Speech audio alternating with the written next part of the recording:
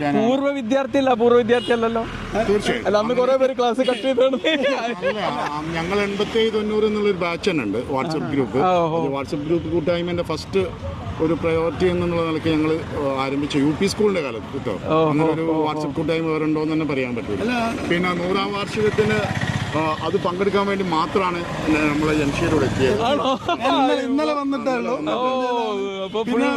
ഡോക്ടറെ ബ്ലോഗുകളൊക്കെ നമ്മൾ കാണാറുണ്ട്. ഡോക്ടറെ ബ്ലോഗിൽ എനിക്ക് എന്താണ് ഡോക്ടർ എന്താണോ അത് തന്നെയാണ് അദ്ദേഹത്തിന്റെ.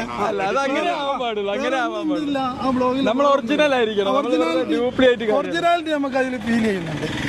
അപ്പൊ ഏതായാലും വളരെ സന്തോഷം. എല്ലാവിധ ഭാവുകങ്ങളും നമ്മളെ 100ാം വാർഷികം അടിച്ചു പൊളിക്കട്ടെ, നല്ല വൈബ് ഉണ്ടാവട്ടെ എല്ലാ വിദ്യാർത്ഥികൾക്കും, എന്ന് വെച്ചാൽ പൂർവ്വ വിദ്യാർത്ഥികൾക്കും ഇപ്പോഴത്തെ വിദ്യാർത്ഥികൾക്കും ഒരുപാട് കാലം ഓർത്തു വെക്കാനുള്ള ഏറ്റവും നല്ല മൊമെന്റ്സ് ഉണ്ടാവട്ടെ എന്നുള്ള പ്രത്യാശയോടുകൂടി.